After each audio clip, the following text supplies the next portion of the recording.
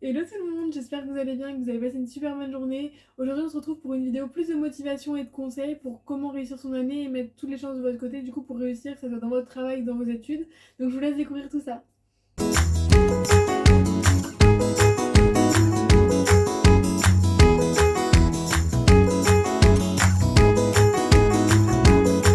Alors du coup quand on dit réussir son année, on pense souvent à l'organisation, à faire des plannings, des choses comme ça. Mais il n'y a pas que ça, il faut aussi prendre en compte la productivité. La productivité, il faut savoir qu'au fur et à mesure de la journée, forcément elle va diminuer parce que tu as un peu comme une barre de batterie quand tu commences la journée le matin. Et ça diminue au fur de la journée forcément selon ce que tu fais aussi, selon ce que tu vas manger, selon tes actions aussi. Et il faut essayer d'insérer du coup les actions qui vont te prendre le plus d'énergie le matin. Parce que c'est vraiment là que tu vas avoir encore le plus d'énergie, le plus de batterie un petit peu si on peut dire ça comme ça. Il y a un livre qui est connu aussi pour ça, selon ce principe un petit peu de commencer par les choses les plus difficiles le matin. C'est Avaler le crapaud. Je sais plus si ça s'appelle comme ça le livre, mais en tout cas, le principe, c'est vraiment de commencer par le plus dur le matin. Comme ça, peu importe ce que tu vas faire après, ça va te paraître simple et ça va vraiment te paraître plus facile après de réaliser des tâches qui forcément vont être, même si elles sont compliquées, elles vont être un petit peu plus simples, ce qui va faire que du coup, ça va être vraiment plus simple de les effectuer à chaque fois. Ce qui est aussi important, c'est d'essayer de prioriser et de travailler intelligemment, pas essayer de travailler trop en se disant bah, je travaille au mérite, j'en fais vraiment plus. Non, il faut faire ça stratégiquement et faire les choses vraiment qui vont te rapporter le plus.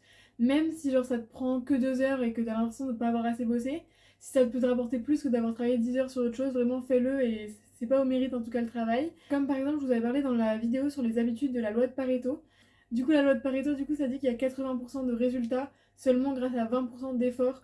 Et le reste, tu vois, c'est des petites choses qui vont te faire pas forcément beaucoup augmenter. Donc, faut essayer de stabiliser ces 80% et de les bloquer, déjà d'essayer de les avoir, et ce serait déjà énorme. Par exemple, pour réviser sur les cours, éviter de perdre du temps sur des choses inutiles. Par exemple, ce qui marche le mieux quand tu es en école ou alors que tu es encore au lycée, c'est de refaire les anciens partiels. C'est ça qui va te rendre, tu vas te rendre compte où est-ce que tu en es, qu'est-ce qu'il faut que tu revoies, qu'est-ce que tu n'es pas au point. Il faut essayer vraiment de s'organiser par rapport à ça.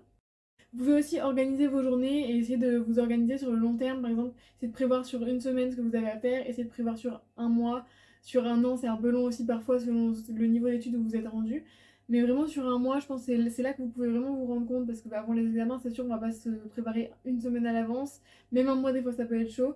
Donc essayez vraiment de prioriser. Ce qui peut être bien aussi, c'est d'améliorer son environnement. On se dit souvent, ouais, forcément, faut que j'ai un bureau rangé, mais il n'y a pas que ça. Faut essayer d'avoir quelque chose qui t'inspire aussi, qui te va faire te remettre dans le boulot. Il y a pas mal d'applications aussi un peu sur de focus. Je vous mettrai le nom, j'en ai une que j'utilise pas mal, je sais plus le nom, mais qui sont pas mal et qui te met des bruits blancs, qui te font vraiment genre des chronos pour utiliser par exemple des méthodes et tout ça. Et c'est vraiment sympa pour bosser. Ça te met vraiment dans un environnement qui va te faire que t'es concentré, t'es focus et tu restes jusqu'à la fin que t'es fait ton boulot. Et comme ça, au moins, genre vraiment tu sais que tu es dans un environnement de travail, tu vas pas être distrait. D'ailleurs, bah, faut éviter d'avoir son téléphone aussi à côté, mais bon, si tu travailles avec, t'as pas le choix.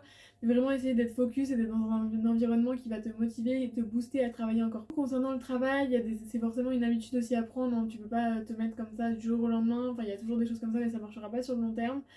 Faut essayer, je crois, c'est de réviser 10 minutes après, un jour après, une semaine après, et après 6 mois après. Et c'est comme ça que ça va vraiment rester sur le long terme. Et il faut aussi essayer de tester des nouveaux outils, des bons outils qui vont vous aider. Par exemple, il y a le Pomodoro, c'est 25 minutes. Je vous en ai parlé, il me semble, dans la vidéo des habitudes. Je vous mettrai le lien de toute façon juste en dessous. Mais travailler 25 minutes, faire 5 minutes de pause, ça permet à ton cerveau de retenir ce qui est à la fin et au début plus facilement et de faire des courtes pauses. Forcément, faut pas passer ces courtes pauses sur ton téléphone, ça va te prendre de l'énergie. Il faut mieux faire quelque chose qui va t'en redonner, comme par exemple sortir t'aérer 5 minutes, essayer d'ouvrir ta fenêtre, de regarder ce qui se passe dehors, mais forcément d'éviter d'aller sur des écrans qui va te prendre de l'énergie. Il faut essayer plutôt d'en récupérer et de reprendre de l'air pour recommencer les autres 25 minutes suivantes. Surtout que 25 minutes ça arrive très vite, limite à la fin t'es presque frustré, t'as envie de recommencer, mais c'est ce qui va faire que tu vas te remettre plus facilement après à l'action. Hormis ça, il y a aussi des techniques de mémorisation comme la loi de la chaîne, il y a plein de choses comme ça. Je pourrais vous faire des vidéos là-dessus d'ailleurs, c'est des choses que j'ai appris sur des formations qui sont super sympas. Il y a la technique de la chaîne, des palais de mémoire, il y a plein de choses comme ça. Et il faut pas hésiter aussi à apprendre, même si ça peut paraître un peu bête. On n'apprend pas forcément ces choses-là à l'école, et pourtant c'est ce qui va te faire que tu vas faire la différence, parce que beaucoup de fois, en fait, on grandit, on arrive en études supérieures, on utilise toujours les mêmes méthodes qu'on utilisait au collège, et forcément le niveau a évolué, ça suffit plus, donc il faut essayer de faire booster tes méthodes, de les monter plus haut. Et comme ça va te permettre aussi de booster tes performances et vraiment de voir une grosse différence et de prendre un peu plus de plaisir à apprendre et que ça soit plus simple. Il faut essayer de garder l'esprit ouvert sur de nouvelles choses. C'est pas parce que la chose, on vous en parle, ça vous paraît un peu abstrait, vous savez pas ce que c'est et vous vous dites oh non, j'ai pas envie, c'est trop bizarre et tout. Essayez vraiment tester, ça peut vous apporter que du plus et au final ça vous ouvrira un peu l'esprit, même si genre ça marche pas sur vous. Au moins vous aurez testé et vous pouvez vraiment trouver des trucs super intéressants comme ça et qui vous aident vraiment et ce serait dommage de passer à côté. Il faut éviter aussi de se mettre dans une case en se disant par exemple que j'aime pas les maths, j'aimerais jamais ça, bah essaye en fait et essaye de voir ça différemment que la chose que t'as jamais aimé, la chose pour laquelle t'as jamais été bon. Essaye de te dire un peu comme si bah, en fait j'ai jamais été bon pour ça, peut-être parce que je me suis toujours dit que c'était comme ça et j'ai jamais vraiment pensé à réfléchir pourquoi. Et essaye de voir ça avec un œil nouveau et de te dire bah je peux peut-être essayer, peut-être que cette fois-ci ça marchera, même si dit comme ça paraît bizarre. Peut-être qu'en voyant ça différemment et en voyant pas ça comme un cours, mais peut-être avec l'objectif qu'il y a derrière, ça pourrait m'aider à faire ça ou à faire quoi que ce soit. Je sais pas si vous kiffez les jeux vidéo, je vous dire ouais bah j'aime pas les cours d'informatique, j'aime pas les cours de maths, bah au final c'est ce qui va permettre de coder si tu veux faire. Enfin, c'est des trucs cons, mais ça peut peut-être t'aider après dans ton futur métier, donc vraiment dénigre pas ça. Et sinon tu risques de le regretter plus tard juste parce qu'au début tu t'es dit bah finalement j'aime pas les maths, tant pis, je fais autre chose et puis voilà, alors que peut-être que c'est un truc qui peut te servir. Il faut éviter de mettre des choses comme ça de côté sans trop y réfléchir et sans trop se dire pourquoi en fait j'aime pas ça. Alors ce qui est aussi important du coup pour réussir son année, c'est vraiment de s'inspirer, d'essayer de trouver des personnes qui vont t'inspirer.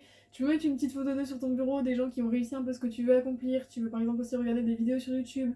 Si ça te motive et ça te redonne un coup de boost pour travailler, tu peux aussi par exemple regarder, je sais pas, le matin quand tu déjeunes, si tu déjeunes tout seul, des petites vidéos YouTube du train de vie en fait que ces personnes ont. J'avais pris l'exemple une fois en vidéo d'échanges étrangers par exemple. Si toi tu veux partir en échange, t'as vraiment envie, mais bon, tu commences tout juste à faire des démarches, à essayer d'apprendre un petit peu dans cette langue-là, tu peux regarder des vidéos le matin de cette personne qui parle en anglais ou en espagnol et qui mène la vie que tu as envie d'avoir. Ça va te motiver pour la journée et en plus ça va te faire apprendre la langue parce que tu vas l'entendre couramment du coup tous les matins. Tu peux faire ça pendant tous tes repas si tu es toute seule à chaque repas.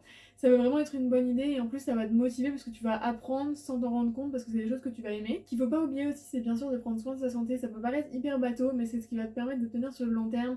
Son sommeil, on a trop tendance à le dénigrer un petit peu, à lui dire bon ben je dormirai après, c'est pas grave. Mais au final, c'est ce qui va vraiment faire que tu vas avoir un rythme vraiment et qui va te donner de l'énergie pour travailler toute la journée et puis pour travailler de la bonne façon. Faut pas hésiter aussi de faire du sport ou des activités qui vous permettent de vous vider la tête.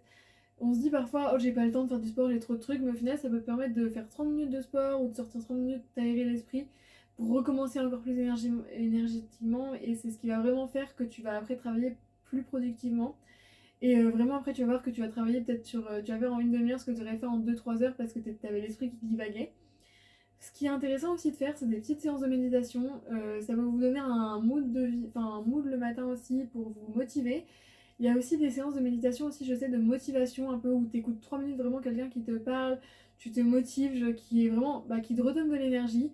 Et ça va aussi te redonner un coup de boost si t'as par exemple, tu sais que tu as beaucoup de travail à faire et que tu veux faire une pause, ça te redonne de l'énergie et au final tu commences fatigué et tu ressors de là, tu as encore plus d'énergie, c'est vraiment super sympa. Ce qui est surtout important, c'est de croire en toi, faut pas se bloquer pour accéder à certaines choses juste parce que tu crois que t'es pas capable ou que t'as jamais été bon pour ça. Lance-toi et si vraiment t'en as envie au fond, vraiment fais-le.